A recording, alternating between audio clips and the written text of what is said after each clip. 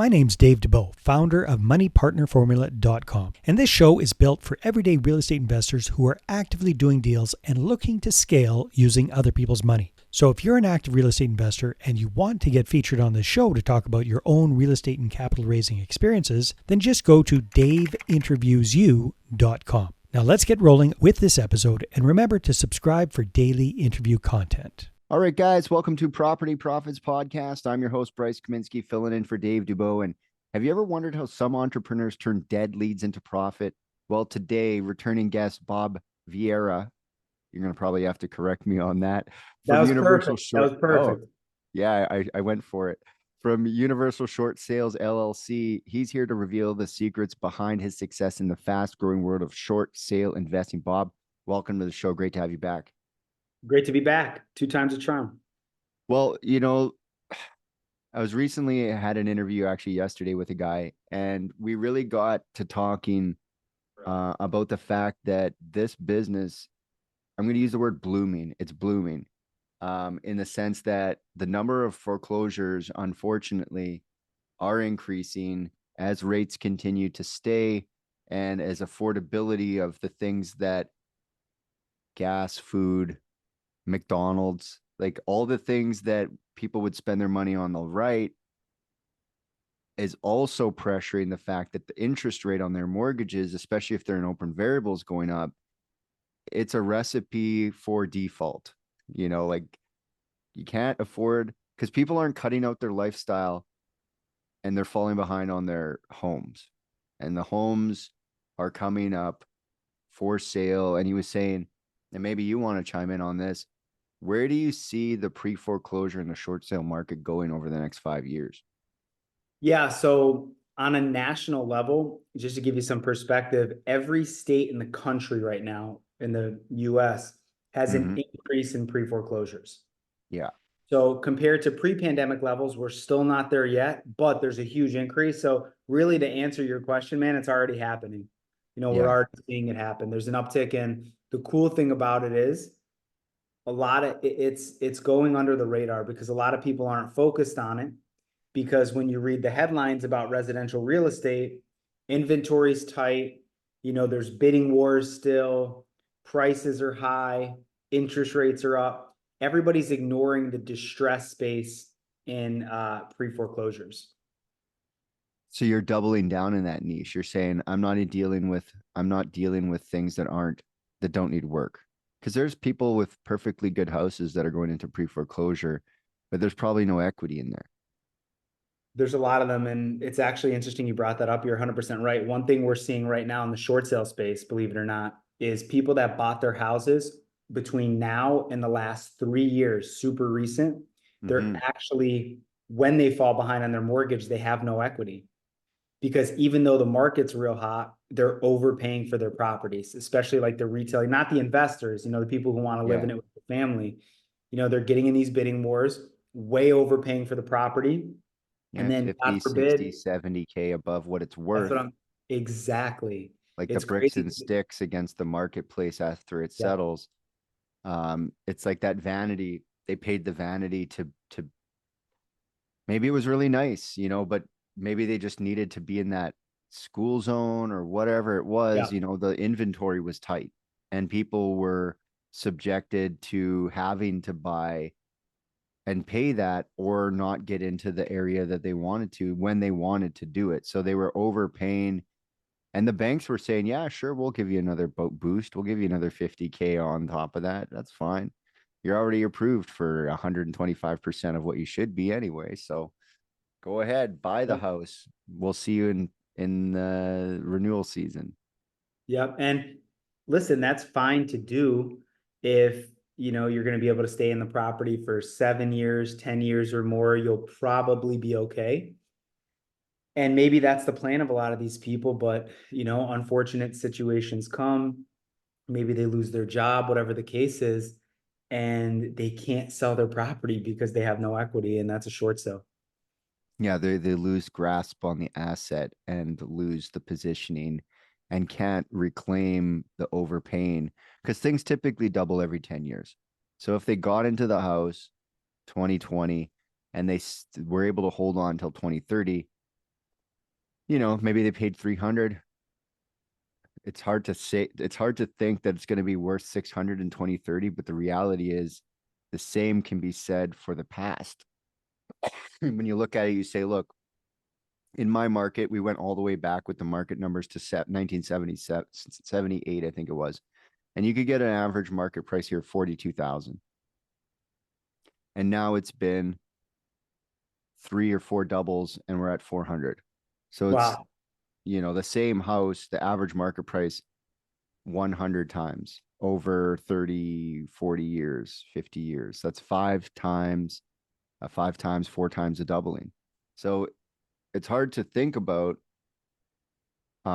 It's not real. It's in like inflationary index, but at the same time, you can probably wipe out some of that debt, some of that equity over time. So what are you guys doing to prep for the future of that? And what are you guys doing to ultimately capitalize? Let's use the word capitalize. I can't think of a better one, but ultimately that's what we're doing. We're looking at these distressed properties that the investors, I guess, were over their head, or the homeowner has been over their head for too It's either long. or, Bryce. I mean, really, it's, we see both, but more so these days, I'd say regular homeowners who aren't investors for the reason we just mentioned. Mm, That's why. So what we're doing for the future, we're just connecting with more real estate investors and wholesalers, because 100% of our business right now comes from referral leads, because these deals are dead deals. So let's say you have a property at 123 Main Street and you want to wholesale it. mhm, Motivated seller, checks all the boxes. You have it under contract to wholesale, but then title comes back. You see they have a mortgage payoff comes back, and it's way more than what the property's worth. That's a mm. dead lead. There's nothing you could do with that deal as a wholesaler. Instead of walking away from it and wasting your hard work, your marketing dollars, send it over to us. We do 100% of the short sale, and then we pay our JV partner 20% just for sending the dead lead and doing no work. Mhm. No, short sales take months and months and months. We do all the work. Yeah, So we're I recall you saying that yeah. it's typically like a 4 to 6 month procedure to get a short sale to go through. Yeah, and really, so that's a good average that I like to say, because everybody wants to know how long. Right. But at the end of the day, there's some files that are super complex that are going to take longer, and there's some Wow. shorter. So how can I mean, ultimately we're trying to get use of our dead leads, right? We're paying for these things. And we want to, you know, we don't want to just throw them in the trash. So we want to get them to your company, Universal Short Sales. And you guys are national these days now. Yeah. So anyone anywhere can send you these dead leads to get you guys working on them. Because once, let's say I send you some leads, I don't have to do anything anymore. I just wait around. You don't do anything. And the one thing about our model that puts us above everybody else, I don't know about you, but the one thing I cannot stand is when I refer somebody a deal and they just go MIA. They just think, okay, thanks for the referral. I don't have to update you. So I personally hate that. So when I created our model, I make sure we're the best when it comes to updating. So everything is systemized, Bryce. You send us a lead, fill out a form, we sign a contract with you up front, JV agreement, and then you get systematically updated throughout the entire short sale process. So you'll never send us a lead and say, what the hell happened? Like, I hope it worked out. What happened to it? You'll always know when you're getting paid. Yeah, which is good because um, in the business of real estate, sometimes you do refer someone. A guy's name came up. He's a rent to own guy in town. We were having our monthly wholesaling meeting where we all get together and Yeah, talk about the market and stuff. And someone says, "Oh, so and so," and I'm like, "That guy still owes me $1,000," because we don't forget. And then exactly. it Yeah. drags your name, and it makes, like, Yeah. maybe I look petty for reminding people, but I think it's my responsibility to remind people, hey, that guy Call them didn't out. pay So don't do Yeah. business with them. And so that's Yeah. why you And Bryce, gotta Bryce, make I'm sure sure you don't even care about the thousand. It's the principle. You it's a don't care about the principle. Where's the $1,000. money? I'll take the $1,000 Right. every day. But in lieu of the $1,000, I'll continue to remind people that he owes me that $1,000 so that they avoid doing business with him. Yep. So either that guy either has bad systems in place, which screwed him, or he just figures, hey, I'll just get one over on Bryce and I'll keep an extra grand in my pocket from this deal. But that's penny wise and dollar foolish, because like you said, now the word's getting around and now he's losing out on future business. So a lot of people are like that. Yeah, the worst part too, it was like I think I brought the buyer and it was like an $11,000 assignment. And he was supposed to pay me like all I was wanting was one to be like, hey, yeah, do all the work. And I walked to the property with the buyer, like I should have been cutting on half, and he still owes me $1,000. So Oh, damn. So you actually did where, like, it wasn't even just a referral. You actually did no, work. I brought my own student at the time to the deal, walked the deal, convinced them to do it, got the deal done. So listen, if you're a wholesaler or someone who's in the business of leads and generation and stuff like that, people don't forget. Don't think you're ever going to get anything over anyone in the business of real estate karma, because maybe at the time he didn't think I'd still be around in the business at this point, because I was early in my career. It's probably a couple years in, and he'd been 10 years in already, this guy. And then, you know, surprise, still in business, still talking to people, still reminding people that you owe me $1,000. Maybe he'll hear this when it comes out, and then you'll just Ah, get zing. You'll just get a zing to your Zelle account, $1,000. yeah, right. Fingers crossed. I've written off that bad debt. And it's not even $1,000. Like, let's be real. Maybe this is petty, but it's business. A guy still owes me $60 from this one time. And I remind all the other guys in that industry, is in the music industry, don't work with this guy. He doesn't pay his bills. And that's another example of like, you gotta have that transparency. You gotta make sure that you Yeah, fulfill what you said you do. Otherwise, your business, you're gonna have a short career in real estate, or you have to correct. keep moving cities. So, Especially with the internet, the way how like everything, the world is so small now. mhm, Like if I just you blow them up went, on Instagram, and then that's what I'm everyone in the world saying. would know. Yeah. Exactly. Right. Right. Exactly. So, last time we talked, the business was rolling along. It's been about 3 months. What's new? What's going on with the business these days? Yeah, I can't honestly say there's been a crazy growth on the short sale end since the last time we spoke. We're just seeing a slow uptick in pre-foreclosures. I've really been following that closely. And like I mentioned before in the beginning, state by state, every single state is seeing an uptick. Some Mm-hmm. states more than others. For example, Florida leads the United States right now when it comes to gross amount of pre-foreclosures. There's over 35,000 right now. Why do you think that is? I think it's a couple of reasons. I think one, what we already touched on a couple times, retail homeowners overpaying for stuff and getting into trouble. I think Florida, people are going to get into trouble with the secondary home market. It's a lot of people buy homes thinking they're just going to stay in it and Airbnb it without making sure it cash flows, as a plan Mm-hmm. B. Mm-hmm. And then one thing that's happening in Florida right now, it's a real problem, is property insurance. A lot of Yeah. people's property insurance is skyrocketing, and it's causing defaults. Yeah. Or they can't get insurance. I don't know what they're gonna do. They're gonna have to do something, because people don't really. I know here you can't occupy a house without insurance of some nature. So I don't know, what's it like there. The banks care. I mean, if you're getting a mortgage, they're going to require you get property insurance on it. Mm-hmm. Canada's a So little stricter. I mean, you guys are, I mean, the government might as well just like be your partner in in your properties up don't there. remind me. Don't remind me. I mean, we've got great safety nets. You can't really fall flat. Like, the one thing about the United States, having lived in both the States and in Canada, um, there's like a bottom to the society, let's say, where like this is the poverty line. In Canada, the line's like here. And when I was in the States, you could see the support for the lowest income people was even lower. Like when I saw people in line with the it's almost like a food stamp card, UBI something or whatever it is. There's like a Yeah, it's a card. card, I'm blanking out. What is it called?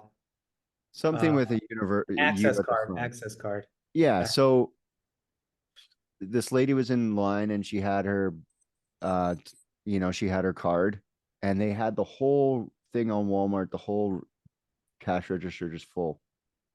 And she got to the end and I was like, man, this lady's going to be spending like a couple $100. What state And was this, Bryce? Where were you? Ohio. Okay. Ohio. And it was like $22, and she started freaking out on her kids. She's like, who put stuff that wasn't on the list in the cart?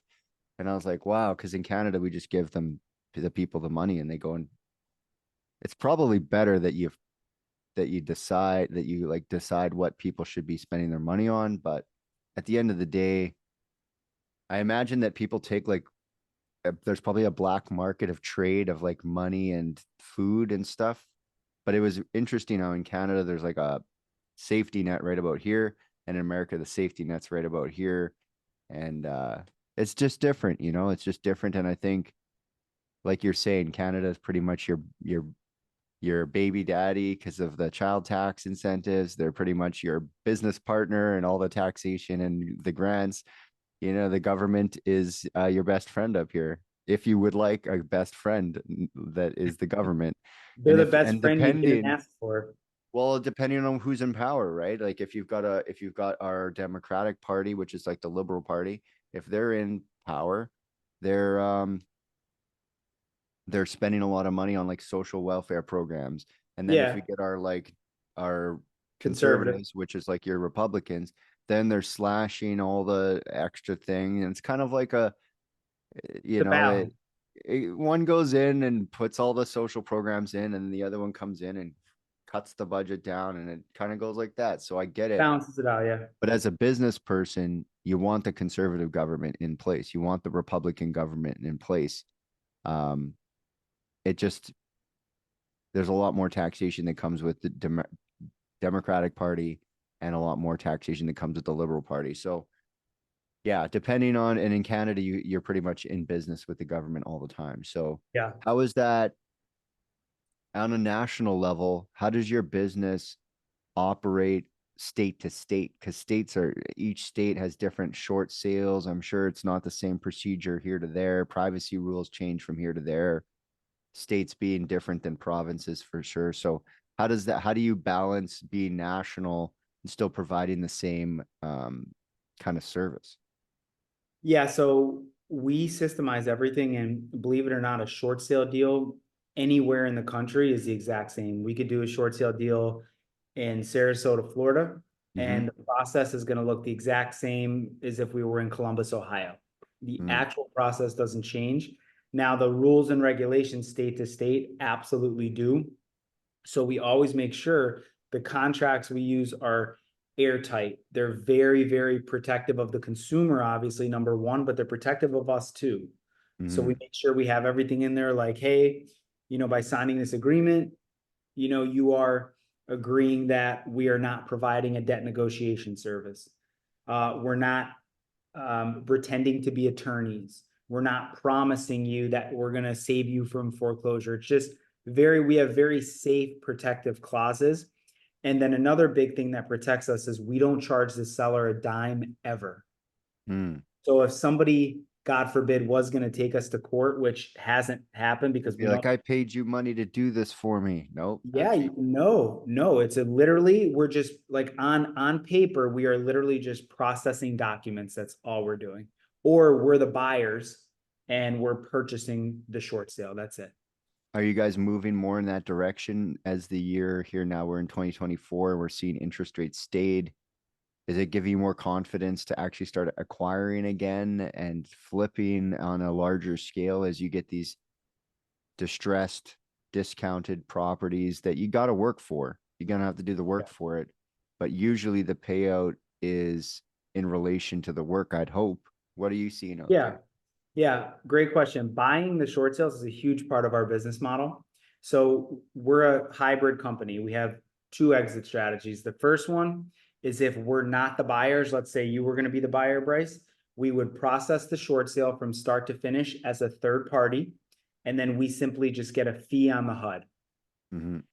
Our second model is we do the entire short sale, except we buy the property, fix, flip it, sell it. Nice.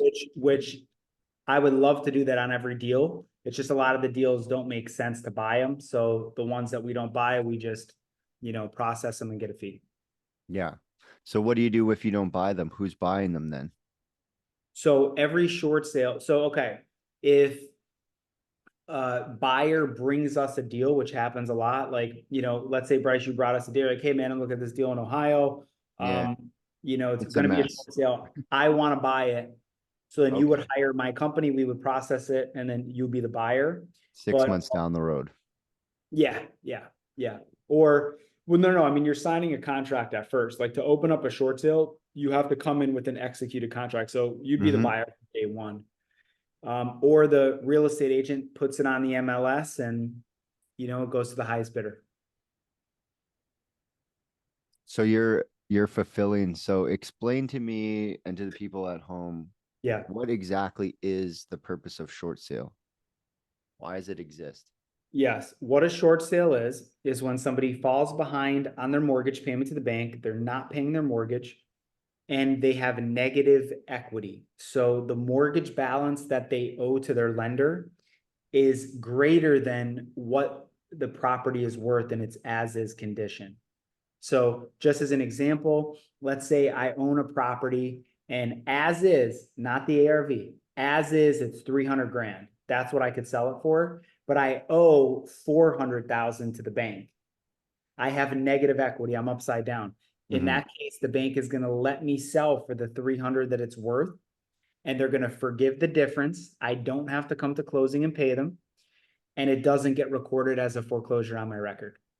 Yeah, so you can get out of an upside down mortgage. Is there ever a position where the bank doesn't agree? Says, I'm not Absolutely. doing this short sale. Of We course. want our money. Yeah, not necessarily we want our money, but they'll just foreclose on the property. So there's a bunch of reasons why they would decline it. The most common one is the appraisal. So during the short sale process, the bank hires a third-party appraisal company and or BPO agent, Mm-hmm. and they appraise the property. Whatever that appraisal comes back at, that's what the bank is going to accept. So, Bryce, if you're trying to buy a short sale and you offer 150K cash and the short sale appraisal comes back at 200K, they're going to counter you at or around 200K. So it's in my best interest to,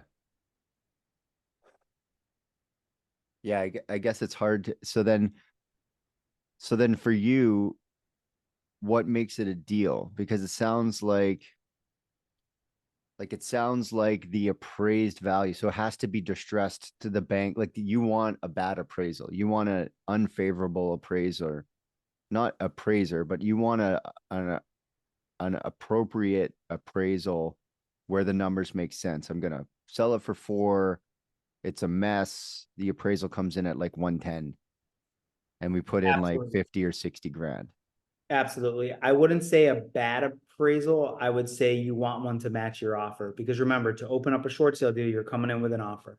So you want the appraisal to be at or below the offer. Hey, Bryce, I'm so sorry. Give me 1 second. Yeah. Okay, cool. So I want my offer and appraisal to be roughly the same. The I don't want same. to be over. I want to be paying more. You want it to be, 110 or 1, I want to pay 95 and my appraisal came in at 110. They would take that? you'd have to buy it for 110. They would Like, they probably, won't take $1 less than the appraisal.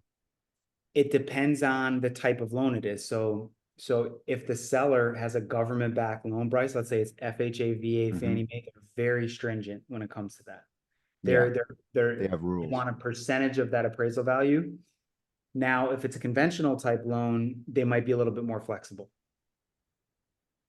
Yeah, because I had this one where in Canada, our foreclosures have a mandated pricing. So it's like you can only be like 5 or 10 grand under whatever it's listed for. The bank can't accept a lowball offer on that day, but in say 2 months when they've done 2 price adjustments and the market price is matching their leeway, then they can accept it. Even if it's the same every week, I send them the same offer, 95, 95, 95, and they go 125, 120, 115, 100, and then like a 10 grand buffer. Finally, when they get to 105, they'll take my 95, but it's the same That offer is every week. interesting. That's so interesting. I didn't know that. They have a mandate in Canada where they can only, like you're saying, it's a government-backed loan. A lot of them are CMHC foreclosures, Canadian Mortgage and Housing Insurance. So they have a mandate to say we can only take this much less than the market value. So the agent goes out, gets an appraisal, they list it for roughly that amount, and then the discount schedule goes weekly until they liquidate it, and then that's Well, it. Bryce, So here's they a have question to for you. go. Then what do they do if they can't get their amount? If they keep, lowering it and they just can't get their amount, will they just lower it until they get They'll just something? lower it until someone says I'll take it. So it can go all the way down to like, I mean, at some point someone bites it up, right? And that's just the thing. It's like you got to know in the foreclosure game in Canada, you got to know that, because if you're waiting for the right price on MLS, a guy like me knows that it's actually 10K under or 15K under, and I'm just going to snap it up before you wait around, because it goes predictably 5K, 5K, 5K. And you know when you have to hit them. It's just like, I'll literally say to the agent, yeah, you guys aren't ready for it. He's like, no, I can't take that yet. And then I call him next week, hey, you ready for it? He's like, yeah, I can take that now. Boom, deal's Damn. done. But you got to catch them on update day. Whenever they change that price, give them a call, put your offer in, because they're not going to call you back. They're just, that's just the business of foreclosure agents in Canada. So how do people, again, how do people connect with you? How do they send you the leads? What do you guys need to seed to start working with a wholesaler like myself? Just go to our website, universalshortsales.com. It's the company name.com. And then you hover over contact us. And then there's a drop down form. Wholesalers submit properties here. Doesn't Cool. get any easier than that. Wholesalers, it's a big font for us dummies, right? Wholesalers, No. house here, put info here, wholesaler. That's funny. No, it literally sounds. We're not cavemen. We're just out here trying to make some money, man. All right, man. Well, I really appreciate you stopping by and just keep doing what you're doing. I mean, I have a feeling that the more foreclosures are on their way up, pre-foreclosures and the foreclosures are on their way up. So Yeah. busy year for you guys. Thanks Okay, for having me, brother. Appreciate it. Yeah, no problem. Until next time, guys. We'll catch you on the next episode. Hey there, I really hope you enjoyed that episode. And as always, if you want to listen to more daily interview content, make sure you subscribe. And if you're an active real estate investor and you're doing deals and you'd like to get featured on this show, then just head over to daveinterviewyou.com. Now at moneypartnerformula.com, we help real estate investors to create a process for predictably getting capital so they can do more deals without relying on hard money lenders or the banks. We do this by building them a private capital marketing system. Now, if you want help turning yourself into a big money capital attraction machine, then book a call with our team to see how we can help. Just visit moneypartnerformula.com to find out more. All right, take care, and we'll see you on the next interview.